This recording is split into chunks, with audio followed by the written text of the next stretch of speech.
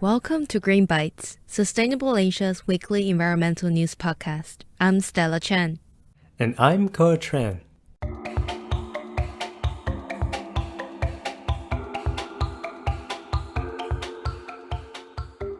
In less than 10 minutes, we offer you bite-sized green updates in Asia we think you should know about.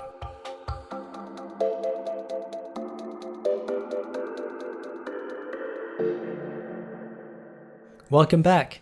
This week, we talk about Japan commercializing jet biofuel in the aviation industry, China's now more concrete green path, challenges ahead for electric vehicles in Japan, and a unique species being spotted again in Indonesia after 26 years. For the first time in Japan, jet biofuel is being commercialized for the aviation industry, which has been under pressure to reduce carbon dioxide emission to meet the country's climate targets. Engineering corporation JSC Holdings and petrochemical company Cosmo Oil are planning to begin mass production in 2025. They intend to collect waste cooking oil from restaurants and food processing factories and convert it into biofuels. The companies are working on building a jet biofuel factory that aims to produce 30,000 kiloliters per year. That's a lot of fuel. But Stella, what exactly do we mean by biofuel?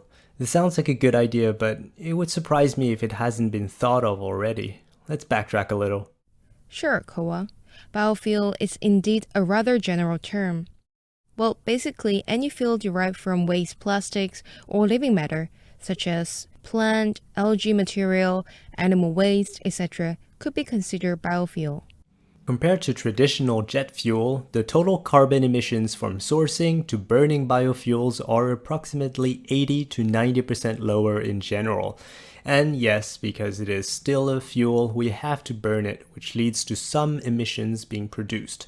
But for flying, biofuel seems to be the next best alternative before electric aircraft technology really takes off. Sustainable aviation fuel has already been widely adopted in Europe, and major airlines in Japan, like Japan Airlines and All Nippon Airways, are also making the shift.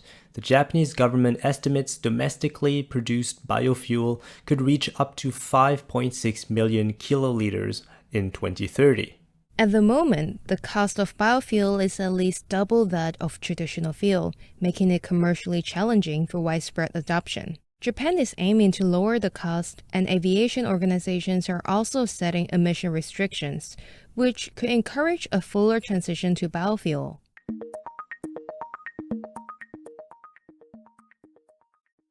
Moving on to our next story. China has been criticized for not putting enough efforts in environmental conservation and topping the charts for carbon emissions in the world. Since 2012, however, China has started prioritizing more and more environmental issues in its national policies. But what kind of action exactly lies behind these policies and politically timed pledges for carbon neutrality? Well, for one, we know that the Chinese government has put a great amount of effort into tackling air pollution. The country's transition from burning fossil fuels to using more renewable energy has actually seen some result, according to China's Foreign Minister Wang Yi. Beijing has set up 3 main climate goals for future development. In the coming 5 years, China will focus on lowering carbon emissions. So by 2030, it should reach its peak carbon intensity before decreasing and eventually reaching carbon neutrality by 2060. That's ambitious, but how do they plan to achieve that? China's current 5-year plan inherits the development concepts of the previous one, involving innovation, unity, green, open, and sharing. There are 4 targets for China. First, reducing carbon intensity by 18% from 2020 levels. Carbon intensity is the measure of carbon emission per dollar of GDP. Second, reducing energy intensity by 13.5% from 2020 levels. For our listeners, energy intensity measures the inefficiency of energy consumption in a country. So it's measured by dividing total energy consumed by GDP. Third, increasing forest coverage from 23.04% in 2021 to 20.1% in 2025. Fourth, increasing the share of non-fossil sources in the energy mix to around 20%. These four targets will be coordinated across the four areas of science, legislation, actions, and cooperation. These four targets will be coordinated across the four areas of science, legislation, actions, and cooperation. Whoa, that's a lot of numbers. Does that mean that this plan can guarantee China's low carbon transition?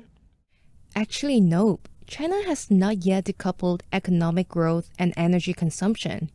Its per head primary energy consumption is only 3.5 tons of standard coal equivalent, compared to the 6 tons average for OECD nations.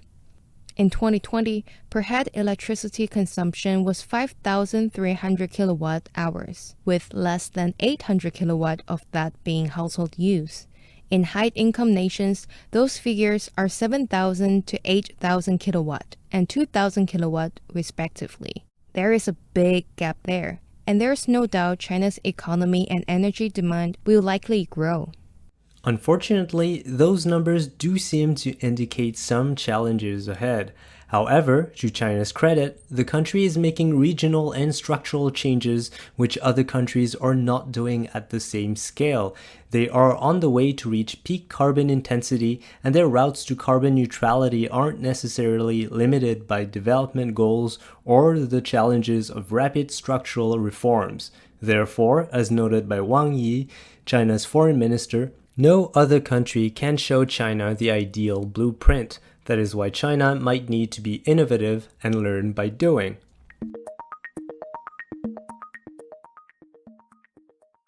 So all this talk about greenwashing at the Olympics from last episode made me wonder about electric transportation. There is so much more to the industry than just moving people around. Like moving things? Come to think of it, most things and food that we buy in Hong Kong have been shipped from China and overseas. At some point or another, there was a truck or several along the supply chain. Yes, so I looked more into zero emissions trucks to see where the technology was at. It turns out that the Japanese commercial vehicle producers, Isuzu Motors and Hino Motors, have kept a close eye on business with shipping and logistics companies, competing with their Chinese rivals who can often offer more attractive prices. Isuzu and Hino actually cooperated with Toyota to develop electric and other new technologies for commercial vehicles. Suzuki Motor and Daihatsu Motor also took part in the Toyota-led alliance this month to accelerate the EV push in Japan. Speaking of Toyota, despite its new EV models, and as covered in our last episode, the company has triggered a backlash among environmentalists for its opposition to an immediate full transition to EVs. A major sponsor of the Tokyo Olympics, Toyota still supports using gas-electric hybrid models and hydrogen fuel cell cars while the world more gradually transitions to EVs. Strangely, though, this new partnership between Toyota and other Japanese car makers might mean there will be some new tech to solve the current problems EVs are having. The batteries for electric vehicles, for example, require the use of expensive metals like cobalt. But since they account for up to half of the cost of an EV, if there's no way to increase the supply of such metals or find alternatives, lowering the price is going to be quite challenging. Yeah, the production cost of an electric truck in Japan is nearly double that of a fossil fuel model, so subsidies are essential for trucking companies to deploy no-emission fleets. Beside this, charging is also a big challenge. Limited infrastructure means a longer charge time, which means it's harder for such electric trucks to be used as often as their fossil-powered counterparts.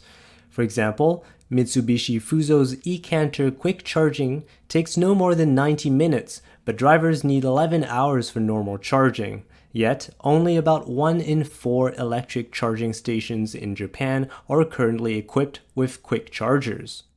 If the truck industry wants to further slash carbon emissions, it needs a huge improvement on its battery as soon as possible. The European Union in July proposed a virtual ban on the sales of new passenger cars and small commercial vehicles with internal combustion engines, including hybrids, by 2035.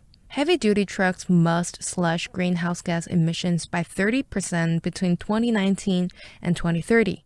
EU and US rules have pushed Japan's manufacturers to develop new technology to slash emissions of new models.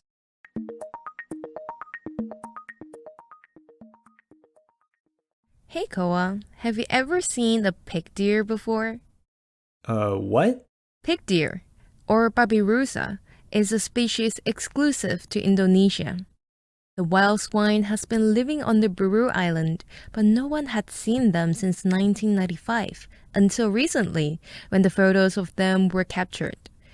They are so called because they look like large pigs with long protruding teeth and antlers, like deers. Oh, whoa, literally a pig deer, I see. Yeah, for such a unique animal to reappear, I bet the locals must really care a lot about them. Yep. A local lore says Babirusa would appear to guide a person lost in forest back to safety. It's said to have the role of guardians to the residents there. Interesting. So, are there any conservation policies set for them? Of course. A research project has placed 10 camera traps to monitor these babirusas, and 9 of them capture babirusa in the Masbate Nature Reserve between April and June this year. This project was supported by a UN Development Program international aid project designed to support the ministry conservation effort, especially on the island of Sulawesi in eastern Indonesia.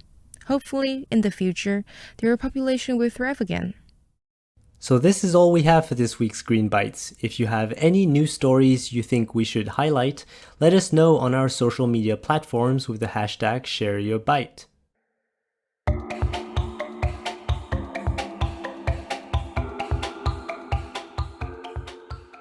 Don't forget to subscribe to our podcast channels for more content and share our podcast with your friends and family. If you're interested in sponsoring Green Bites or have any comments about our content, we would love to hear from you. Email us using communications@sustainableasia.co or drop us a line on social media.